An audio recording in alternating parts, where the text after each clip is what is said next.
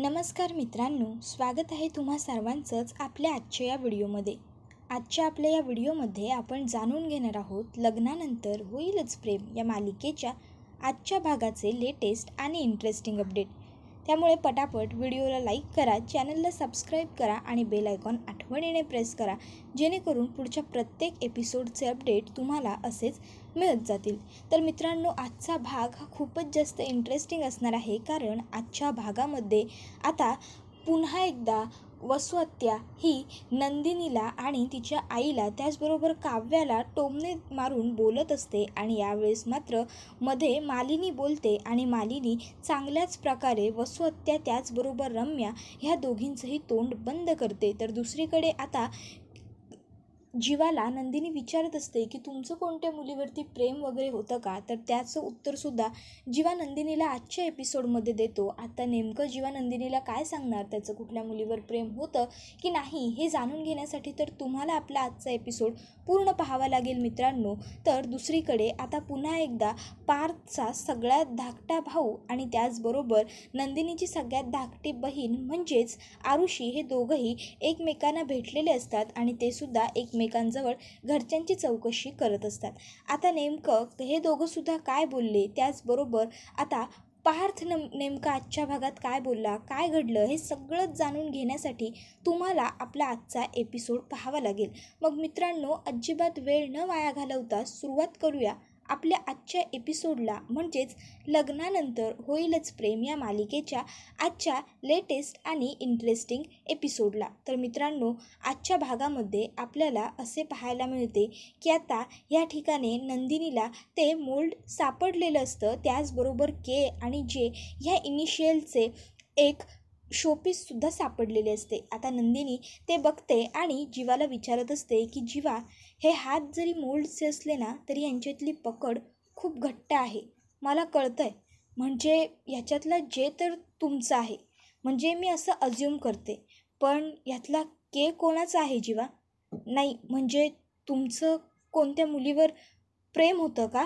त्याबरोबर मात्र आता जीवाला लगेचच काव्याची आठवण यायला लागते.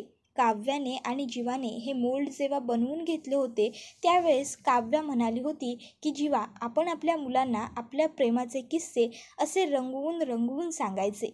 आता नंदिनी पुन्हा जीवाला विचारायला लागते, जीवा सांगा ना, काय झालं, तुमचं कोणत्या मुलीवरती प्रेम होतं का? त्याबरोबर मात्र आता नंदिनी पुन्हा त्याला म्हणत असते, हे बघा जीवा, आता माझ्या नावापुढे तुमचं नाव लागतं आहे, त्यामुळे तुम्ही ही गोष्ट मला अगदी विश्वासाने सांगू शकता. सांगा ना, खरंच तुमच्या मनात दुसरी कोणी मुलगी होती का? तुमचं कुठल्या मुलीवर प्रेम होतं का? बोला ना जीवा, प्लीज. आता नंदिनी ही जीवाला खूप खोदून विचारत असते, कारण आता तिला जीवाच्या मनातलं सत्य जाणून घ्यायचंच असतं. बराच वेळ गप्प राहिल्यानंतर जीवा हा पटकन हो, माझे एका मुलीवर प्रेम आहे असं म्हणतच असतो. इतक्यात नंदिनी त्याच्याकडे बघते. नंदिनी ही आता त्याची बायको आहे हे त्याच्या लक्षात येतं आणि मग तो म्हणतो, माझं एका मुलीवरती प्रेम होतं. त्याबरोबर आता जीवा पुन्हा एकदा गप्प राहिलेला असतो. तर हे ऐकून नंदिनीला जरा आश्चर्यच वाटलेलं असतं. ती म्हणत असते, जर तुमचं एखाद्या मुलीवर प्रेम होतं तर मग तुम्ही माझ्याशी लग्न करायला हो का म्हणालात? नाही म्हणजे तुमच्यावरती तर कोणी जबरदस्तीही केली नव्हती आमच्यापैकी, मग तरीसुद्धा हे सगळं कशासाठी? त्यावर जीवा म्हणत असतो, आता या सगळ्या गोष्टींबद्दल बोलून काहीच अर्थ नाही, या सगळ्या गोष्टींना खूप उशीर झाला आहे. त्यावर नंदिनी म्हणत असते, जीवा, पण त्या मुलीला तुमचं लग्न झालं हे बघून खूप मोठा धक्का बसला असेल. त्यावर जीवा नंदिनीला सांगत असतो, नाही, असं काही झालेलं नाही, कारण माझं प्रेम हे वन सायडेड लव्ह होतं, त्यामुळे काहीच फरक पडला नसेल तिला. आणि सगळ्यात महत्त्वाचं आणि खरं, आमच्या दोघात चांगली मैत्री होती आणि मी त्यालाच प्रेम समजून बसलो होतो. त्याबरोबर लगेचच आता नंदिनी म्हणत असते, पण जीवा, तुम्हाला असं वाटतंय की ते वन सायडेड लव्ह होतं, पण तुम्ही कधीतरी तुमच्या मनातल्या फिलिंग्स, तुमच्या भावना त्या मुलीपर्यंत पोहोचवल्या का? नाही म्हणजे तुम्ही तिच्याशी कधी बोललात का की तुमचं तिच्यावरती प्रेम आहे वगैरे? त्याबरोबर आता जीवा हा नंदिनीला सांगत असतो, नाही, मी कधी तिला माझ्या भावना बोलूनच नाही दाखवल्या, त्यामुळे काही फरक पडत नाही. वन सायडेड लव्ह होतं त्यामुळे तिचं लग्न आधी होऊन गेलं आणि मग माझं. त्यावर लगेच नंदिनी म्हणते, ओ खरंच सॉरी जीवा. नाही म्हणजे जर असं असेल तर काहीच हरकत नाही. आणि वन सायडेड लव्हमध्ये दुःखसुद्धा वन सायडेडच असतं नाही का. तर मी तुम्हाला एक सजेस्ट करू. त्यावर जेव्हा नंदिनीकडे बघतो तर नंदिनी त्याला सांगत असते, आता तुम्ही ना या सगळ्यातून बाहेर पडायला हवं. आणि हो, या सगळ्यासाठी मी तुम्हाला मदत करू शकते. वन सायडेड प्रेम करणं चुकीचं नाही आहे, पण दुःखसुद्धा आपल्याला सहन करावं लागतं. मी समजूच शकते. पण आता मात्र या सगळ्यातून बाहेर पडण्याचा प्रयत्न करा. मी तुमची बायको म्हणून नाही, पण मैत्रीण म्हणून बोलते. मला मान्य आहे लग्ना अगोदर आपल्यामध्ये चांगली मैत्री नव्हती, पण आता आपल्यात खूप चांगली मैत्री होऊ शकते. आपण एकमेकाबरोबर मित्रासारखे राहून बघूया, मग बघा किती फरक पडतो ते. त्याबरोबर जेव्हा नंदिनीकडे बघत असतो तर नंदिनी म्हणत असते, लग्नानंतर बऱ्याच गोष्टी बदलतात असं म्हणतात जीवा. जर लग्नानंतर प्रेम होऊ शकतं तर मैत्री व्हायला काय हरकत आहे. आपण दोघं चांगले मित्र होऊयात, मग बघा तुम्ही या सगळ्यातून बाहेर पडाल. मी मदत करेन तुम्हाला या सगळ्यातून बाहेर पडायला, पण अर्थात तुम्हालासुद्धा खूप पेशन्स ठेवावे लागतील आणि या सगळ्यातून बाहेर पडायला स्वतःला प्रयत्न करावे लागतील. एकदा तुमच्या आईबाबांचाही विचार करा ना. अहो, त्यांनी पहिल्यापासून तुम्हाला असंच हसत खेळत मजा मस्ती करत पाहिलं आहे. तुम्हाला असं गप्प गप्प शांत शांत पाहून त्यांनासुद्धा किती दुःख होत असेल. आणि खरं सांगू का, मी सुद्धा ना तुम्हाला लग्नाच्या आधी छान मजा मस्ती करत हसत खेळत राहिलेलं पाहिलं आहे. त्यामुळे तुम्ही तसेच छान दिसता. तुम्हाला हे असं सिरियसनेस सूट नाही करत हो. त्याबरोबर जेव्हा नंदिनीकडे बघतो तर नंदिनी म्हणत असते, हो मी खरंच सांगते. आणि मग आता नंदिनी ही हसते. त्याबरोबर नंदिनीला असं हसताना पाहून जेव्हा तिला विचारतो, तू हसतेस? त्यावर नंदिनी म्हणत असते, sorry, I am very sorry. म्हणजे मी तुमच्यावरती हसत नव्हते, मी वेगळ्या गोष्टीवरती हसले, तुमच्या दुःखावरती हसले नाही मी. त्यावर जेव्हा तिच्याकडे बघतो तर ती सांगत असते की आजपर्यंत मला असं वाटत होतं की तुमच्या दुःखाचं कारण मी आहे. माझ्याशी लग्न झालं म्हणून तुम्ही नाराज असता, म्हणून तुम्ही उदास असता. पण आज मला खरं कळलं की तुमच्या दुःखाचं कारण मी नाहीच आहे. उलट मी तर तुमच्या दुःखातून तुम्हाला बाहेर काढण्याचं कारण बनू शकते. म्हणून खरं तर मला थोडंसं आनंद झाला आणि आय एम स्माइलिंग जस्ट.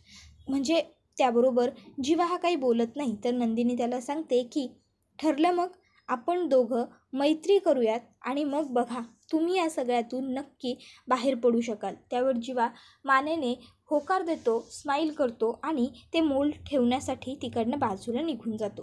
त्याबरोबर आता मात्र नंदिनीला जरा बरं वाटत असतं. तिच्या मनावरचं ओझं हलकं झालेलं असतं की जीवा तिच्यामुळे नाराज नाही आहे आणि त्याचबरोबर तिला सगळं सत्यसुद्धा समजलेलं असतं.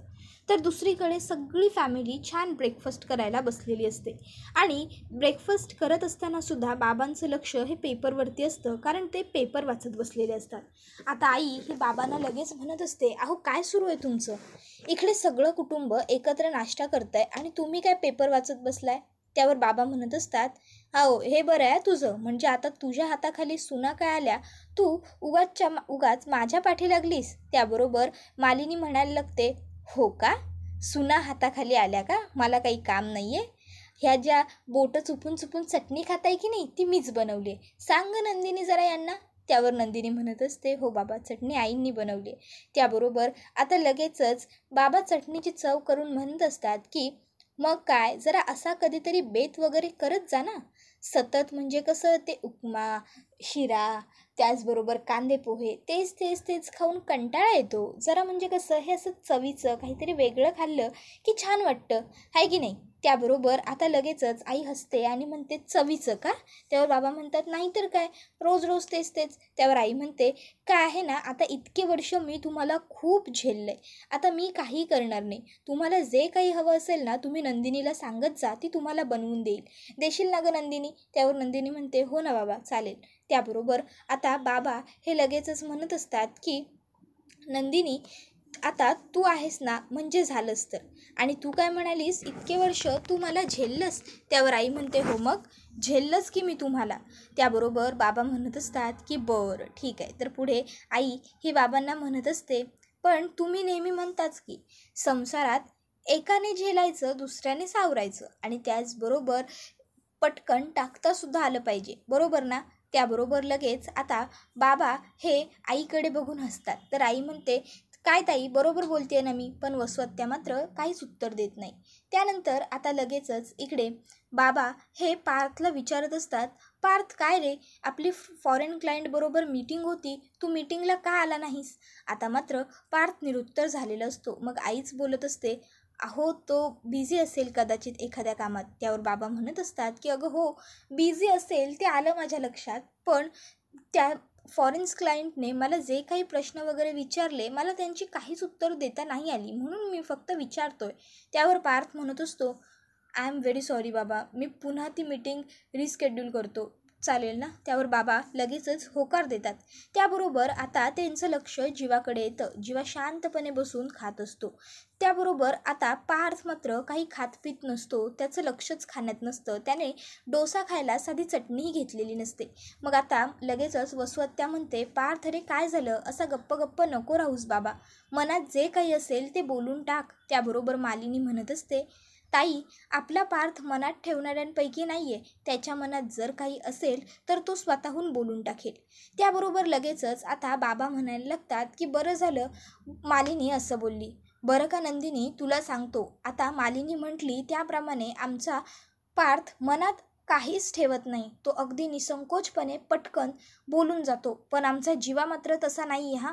तो मनात खूप गोष्टी साठवतो. कधीतरी निवांत ये माझ्याकडे, मग मी तुला याचे एक एक किस्से सांगतो.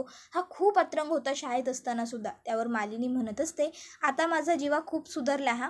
तो पहिला आगाव होता. काय रे जीवा? त्यावर लगेच जीवा म्हणायला लागतो, आई, कुठल्या तरी एका पॉईंटवरती येऊन सगळीच माणसं बदलतात.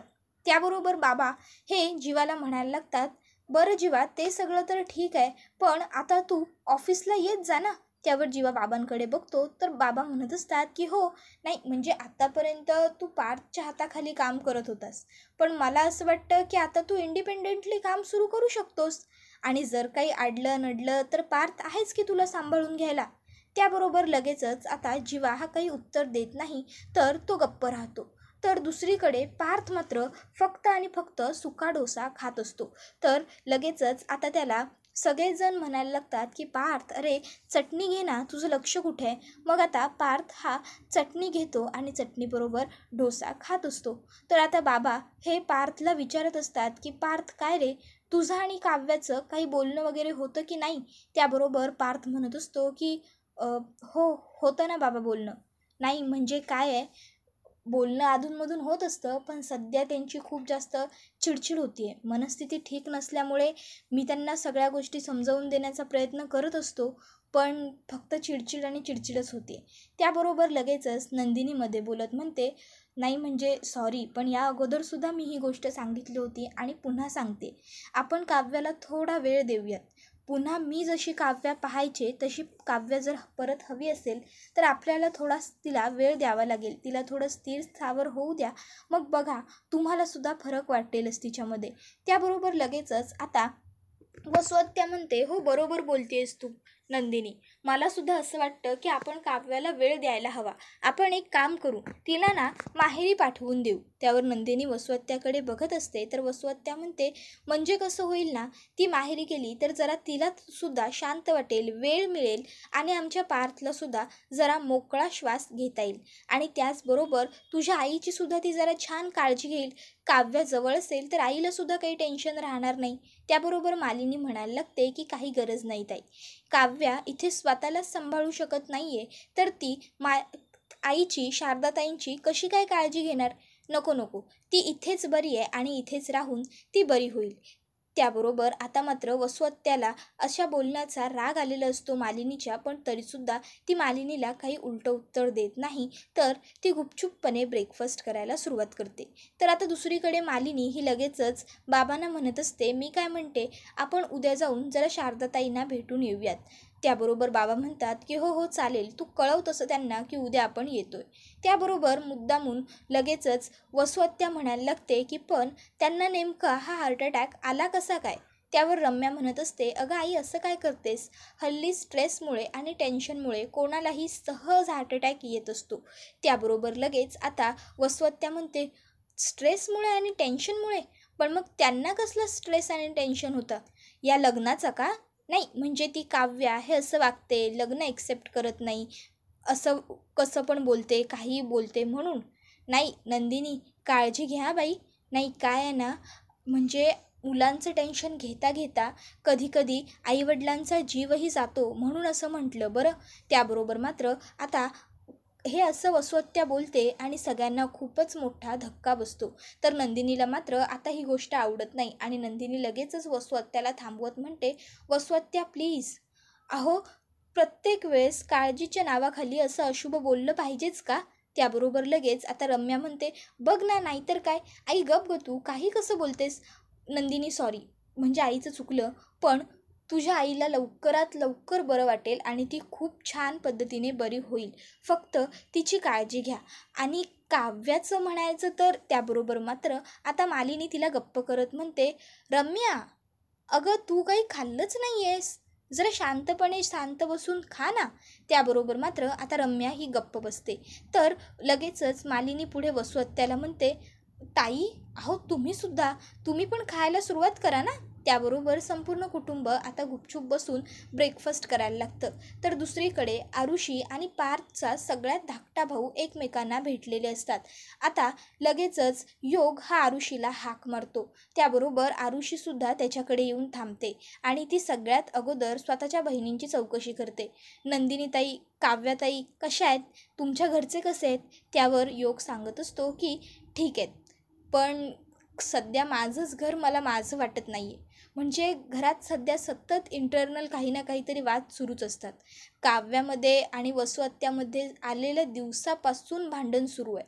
तर पार्थदादा आणि जीवादादामध्ये सुद्धा काही ठीक नाही आहे सगळं. त्याबरोबर लगेचच आता इकडे आरोही सांगत असते की आमच्या इकडे सुद्धा सेम परिस्थिती आहे. काव्याताई आणि नंदिनीताईमध्ये सुद्धा काही जमत नाही आहे. त्याबरोबर आता लगेचच पुढे ते दोघंही एकमेकांसोबत बोलत असतात. तर आता इकडे आरुषी म्हणत असते की ज्या लग्नाला काही फ्युचरच नाही आहे ते टिकवण्यात काय अर्थ आहे. त्या सगळ्यांनी सरळ वेगळं व्हावं आणि मोकळं व्हायचं असं मला तरी वाटतं. त्यावर लगेच सुयोगसुद्धा म्हणत असतो की हो ना, मलासुद्धा असंच वाटतंय. आता दोघंजणं छान चर्चा वगैरे करतात थोडा वेळ आणि मग योग म्हणायला लागतो की खरंच तुझ्याशी बोलून बरं वाटलं. त्याबरोबर आता लगेचच आरुषीसुद्धा त्याला सांगत असते की हो, मलासुद्धा तुझ्याशी बोलून बरं वाटलं. त्यावर लगेच तो म्हणत असतो की आपण या विषयावरती भेटून बोललो, खरंच बरं वाटलं. त्यावर लगेच आरुषी सांगते की हो ना, म्हणजे लग्ना अगोदर मी नंदिनीताईला सगळं काही शेअर करायची, तिच्याशी बोलायची. पण आता अनफॉर्च्युनेटली तिचं लग्न झाल्यापासून इतक्यात आरुषीचा फोन वाजतो आणि लगेचच आरुषी फोनवरती बोलते, काय? हो हो हो बाबा, हो हो, मी लगेच पोहोचते, चालेल, हो. आणि मग ती फोन कट करते आणि योगला सांगते, योग चल बाय, मला निघायला हवं. त्यावर तो म्हणतो की हो हो प्लीज. त्याबरोबर छान वाटलं भेटून, एवढं बोलून ती तिकडनं निघून गेलेली असते. मित्रांनो, तुम्हाला काय वाटतं, आता योग आणि आरोही यांचीसुद्धा काहीतरी लव्ह स्टोरी पुढे आपल्याला पाहायला मिळेल का? असो, ते तर आपल्याला पुढच्या एपिसोडमध्येच पाहायला मिळेल. पण सध्या आता आपण पाहतो की इकडे काव्याची जी लव्ह स्टोरी मोडलेली आहे, म्हणजेच तिचं आणि जीवाचं नातं जे तुटलेलं आहे, काव्या त्याच नात्याची एक व्हॉईस नोट ऐकत असते, ज्यामध्ये जीवा तिला म्हणालेला असतो की माझं तुझ्यावर खूप प्रेम आहे आणि त्याने काव्यासाठी कवितासुद्धा केलेली असते. आता काव्य ती व्हॉईस नोट ऐकत असताना त्या ठिकाणी रम्या आलेली असते आणि रम्याला बघून काव्या खूप जास्त घाबरलेली असते. तर आता मात्र रम्या ही काव्याला पुन्हा एकदा मॅनिप्युलेट करण्याचा प्रयत्न करते. ती तिला विचारत असते की तुझ्यावरती हे तुझ्या आणि पार्थच्या लग्नाचं नातं जे लादलं आहे ते तू सहन करणार आहेस का, निभवणार आहेस का तू हे लग्न शेवटपर्यंत. त्यावर काव्या ही जोरात ओरडून म्हणालेली असते की नाही, आईला एकदा का बरं वाटलं की मी सगळ्यांना खरं सांगून टाकणार आहे, मी हे काहीही सहन करणार नाही आहे. आणि हे सगळं ऐकून आता रम्याला मात्र खूप बरं वाटत असतं, कारण एकदा का काव्याने पार्थला सोडलं की मग पार्थ आणि रम्याचंच लग्न होणार असं तिला वाटत असतं. तर दुसरीकडे तिने आता काव्याचं मंगळसूत्र चोरलेलं असतं आणि वसुहत्याला सांगत असते की मंगळसूत्रच नाही आहे, मग कसं होणार. तर नंदिनी ही काव्याला म्हणत असते, काव्या अगं तुझं मंगळसूत्र, चल आपण शोधूयात. त्याबरोबर काव्या म्हणत असते की ज्या लग्नालाच काही अर्थ नाही आहे ते मंगळसूत्र तरी कशाला शोधायचं, मी नाही शोधणार ते मंगळसूत्र वगैरे. आता हे ऐकून नंदिनीला खूप मोठा धक्काच बसलेला असतो. त्याबरोबर आजचा हा एपिसोड इथेच संपतो. मित्रांनो, व्हिडिओला लाईक आठवणीने करा, त्याचबरोबर चॅनलला सबस्क्राईब करून बेल आयकॉन प्रेस करायला विसरू नका. तुमचा एक लाईक हा आमच्यासाठी खूप महत्त्वाचा आणि मोलाचा असतो, कारण त्यामुळेच पुढे आणखीन जास्त ऊर्जेने काम करण्यासाठी आम्हाला मोटिवेशन मिळत असतं. त्याचबरोबर व्हिडिओ जास्तीत जास्त शेअर करा आणि तुमच्या मित्रपरिवारांनासुद्धा, त्याचबरोबर कुटुंबियांनासुद्धा आपल्या व्हिडिओंचा असाच आनंद घेता येईल याची काळजी घ्या. मित्रांनो, आता तुम्हाला काय वाटतं, म्हणजे काव्या बोलते तर खरं की मला मंगळसूत्र वगैरे काहीही शोधायचं नाही आहे, पण ती खरोखर असं मंगळसूत्र शोधणार नाही की नंदिनी तिला समजून सांगेल आणि त्यानंतर दोघी बहिणी मिळून काव्याचं मंगळसूत्र शोधणार. आणि जर काव्याचं मंगळसूत्र आता नंदिनी आणि काव्याला रम्याजवळ सापडलं तर मात्र आता रम्या काय बोलणार आणि नंदिनी आणि काव्या तिला कशा प्रकारे खडसवणार, तुम्हाला काय वाटतं ते आम्हाला कमेंट करून सांगायला विसरू नका. त्याचबरोबर आता नंदिनीने तर जीवाला या सगळ्यातून बाहेर काढण्याचा आणि पुन्हा पूर्वीसारखा जीवा परत आणण्याचा प्रयत्न करायचं असं ठरवलं आहे आणि मैत्रीसुद्धा करायची ठरवली आहे.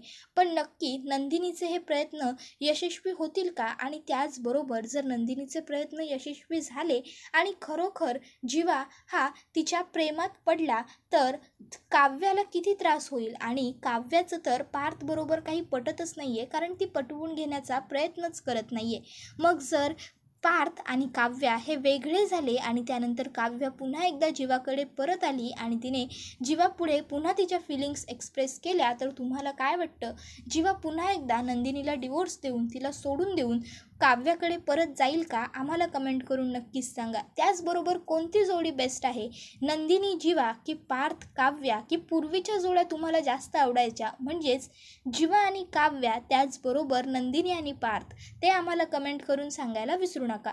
धन्यवाद.